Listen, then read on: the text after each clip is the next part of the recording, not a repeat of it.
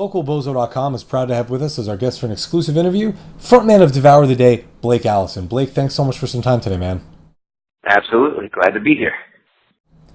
Blake, you had a long run as the drummer for Egypt Central before forming this new project. The breakup was announced toward the end of last year. How long has the project Devour the Day been in the works for you guys? I would say, honestly, that this band has been forming since 2001. Because Joey and I have always written together, and that was our primary job in our previous band. So when that band fell apart, things really didn't change for Joey and I. We just continued to write and create as we always did. The only difference is that when we perform it, I'm singing it like the way that we demo songs out. So we don't feel like this thing is any different than the previous band. We just picked up right where we left off, and I changed positions. You go from being the drummer in one band to being the vocals and guitarist for another, a la Dave Grohl. Had you always had aspirations to be a frontman, or is this more just a circumstance of forming a new project?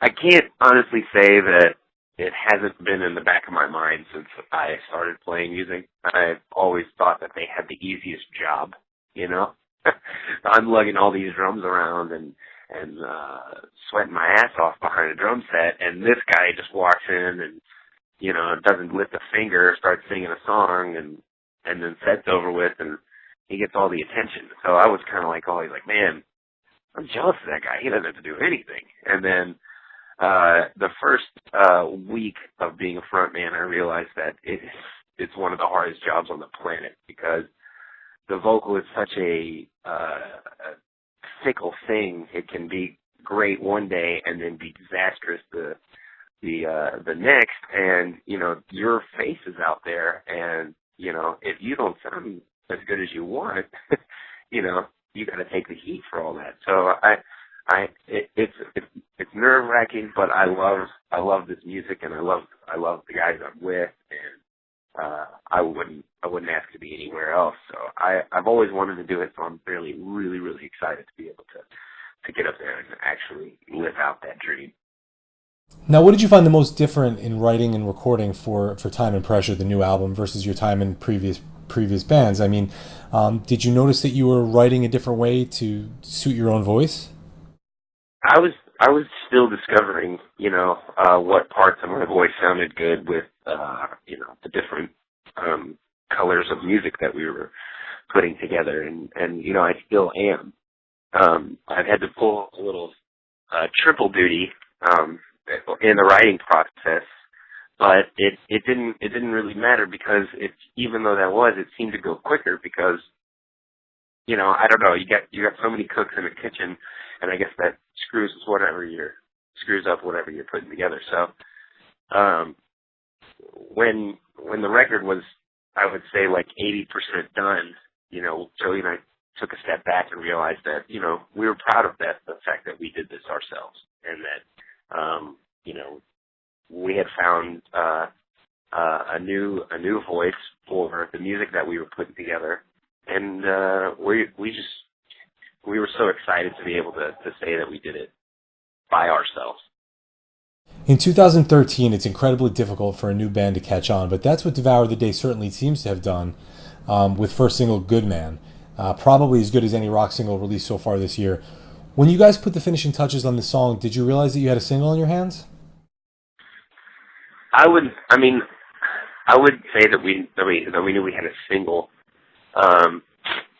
We just knew that we had a strong song. I have such a hard time picking singles when it comes to our music. It always seems that the ones that I like the most are the ones that when the professionals pick out singles, they're the ones that are saying, "Nah, that one doesn't have the kind of appeal that you would think." So I kind of don't like to think of songs in singles or not singles. I just like to think of them as this is either a quality song that I can play in front of my father and have him say that's a good song, or not. That he's kind of my barometer. Now, you guys just got booked up on tour with Candlebox and with Hinder, almost like a tour that spans the 90s, the 2000s, and with you guys, present day. How did this bill come about? We all have the same agency group, and or booking agent, I should say. And the Hinder guys are friends of ours from a long time ago.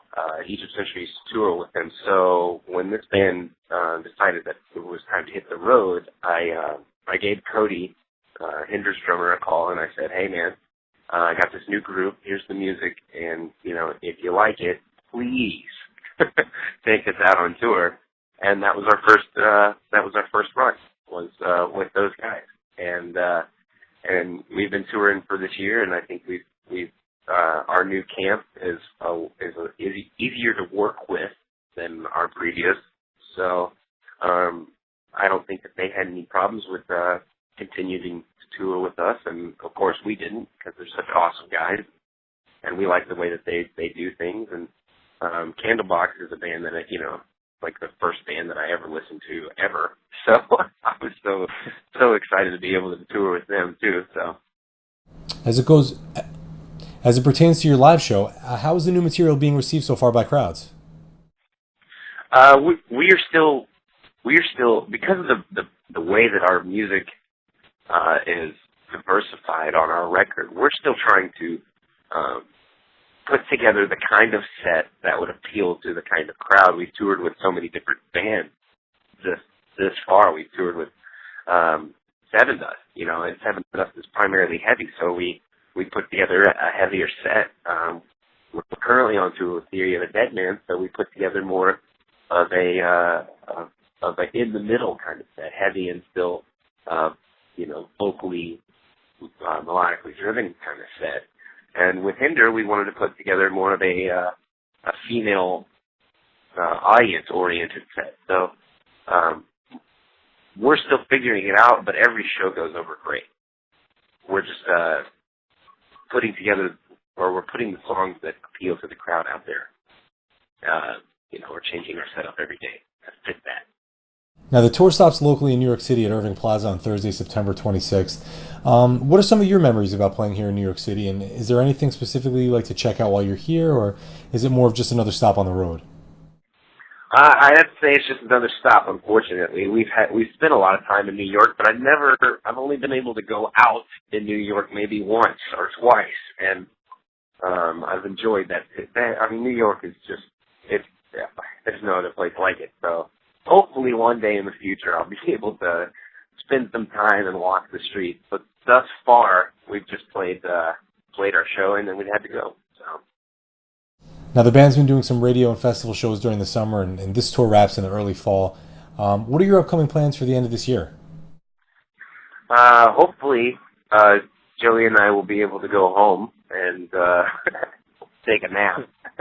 Maybe get a decent night's sleep. But right now, the idea for us is to tour, and then tour some more, and then maybe even tour some more. So we have our plate full. Blake, thanks so much for your time today, man. Is there anything else you'd like to leave for the readers of localbozo.com? Just check us out and let us know if you like our music. Awesome, man. Well, fans, Time and Pressure, the debut album from Devour the Day, is out now. You can catch the band on tour with Candlebox and Hinder. They'll be stopping locally in New York City's Irving Plaza on Thursday, September 26th, and tickets are available right now. Of course, we've been speaking with Devour the Day frontman Blake Allison. Blake, thanks so much for the time today, man. Best of luck on the road in 2013, my friend. Thank you. I appreciate it, Greg.